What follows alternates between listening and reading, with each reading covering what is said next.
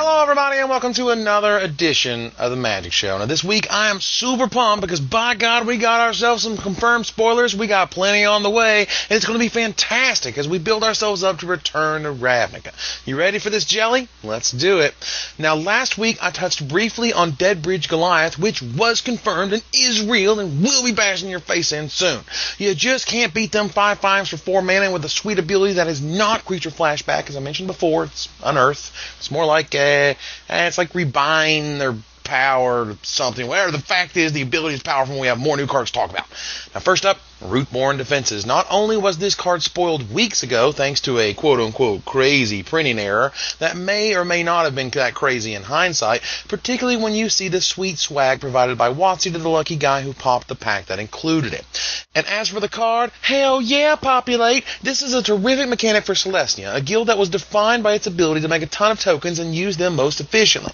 But not only that, you're doing it at instant speed, which is sweet, and the ability to randomly pop out another beast token that your Thragtusk left behind, block something monstrous, and live to tell the tale is awesome.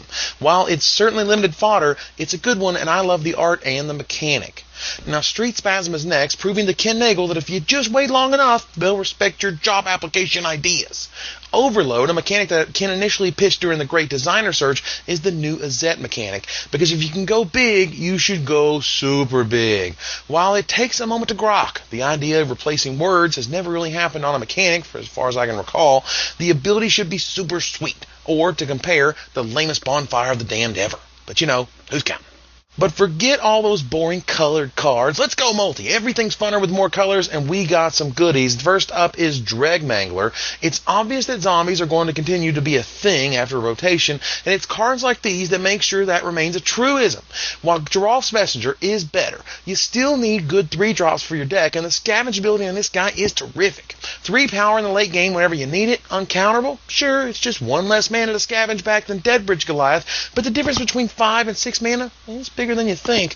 Goblin Electromancer is next, giving those blue-red decks something to drool over. The thing I like most about this card, other than it's a goblin, I love the fact that it doesn't specify red or blue spells, only instants or sorceries, period. Throw it in your 3 or 4 color deck, this goblin don't care. A bit tough to cast on turn 2, but untapping and making your divination sweet and cancels magically turn into counter spells is awesome. Not sure this will rock constructed, but I'm positive it will be a casual and maybe limited all-star. You know what is guaranteed to be a constructed all-star? Is it Charm? This card, oh my god, this card. They took this one straight to the juicer because those are some terrific abilities. Spell Pierce, the dead half of Dead and Gone, and Frantic Search. Holy crap, people. This thing is awesome. Me, I put spells like these on Isochron Scepters. But in the real world, this will likely be a key component to Blue-Red Delver, which will be huge in any deck that runs these colors and is just pure value. This charm, I believe, just lets everyone know guild charms are going to be sweet, and this is just the beginning. So how about some good old-fashioned speculation? For Celestia Charm, I'm choosing Raise the Alarm, Disenchant, and Angel's Blessing. Neat, huh? How about Rakdos Charm, Innocent Blood, Cry of Contrition without the haunt and whatever, and Disfigure?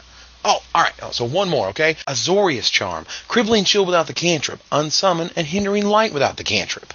Oh man, I can do this all day. I can only imagine how much fun the designers and developers had figuring out what they do and how they could just juice the charms just the right way.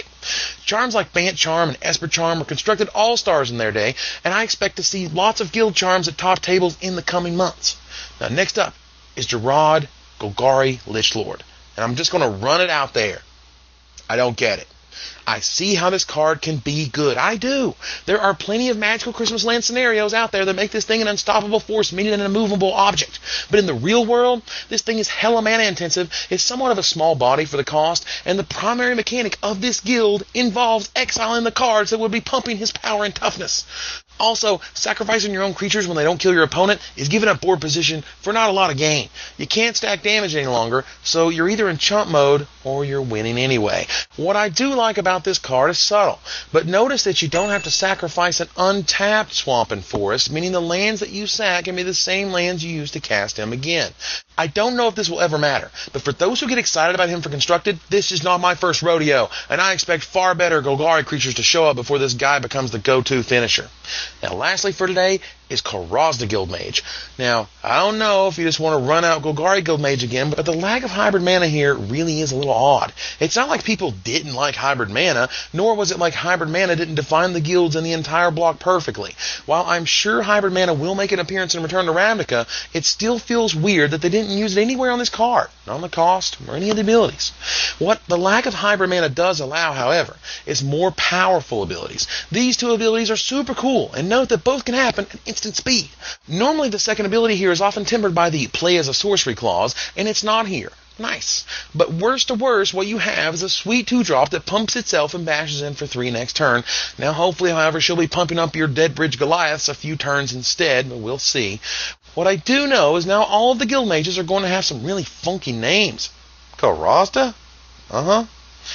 But there is no doubt that Return to Ravnica is going to feature some amazing artwork. I mean, have you seen some of this stuff? Seriously? The art direction has just gotten better and better. For example, you remember Asperia the Inscrutable? Yeah, Wall of Text, Fun and Commander. Well, she's back. Pow! Look at that. That's exactly what I'm talking about. More upgrades? Check out Course of the Conclave. Oh, why the long face? Oh, yeah, because this art is friggin' awesome. Borgamos 7 years ago, Borgamos today. Celestia Guildmage 7 years ago, a Celestia Guildmage today.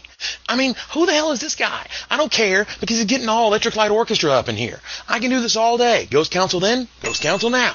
WotC has stepped up their game big time, and you best believe they threw their absolute best efforts at this set. After such a ridiculous home run with Innistrad, I can only imagine how taken aback Wizards were when the set they thought was going to be good turned out to be bonkers. Then what does that make the set that's going to be bonkers?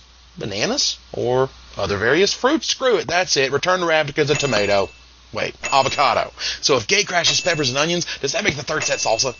I've gone too far, haven't I? All right, I'll see you guys next week. Yes, next week when we talk about Return to Ravnica spoilers coming from the annual PAX party. I can't wait. Now, riddle me this. Sacred Foundry, am I right? Make your own conclusions from that art. Until next time, Magic players, this is Evan Irwin. Tapping the cards so you don't have to.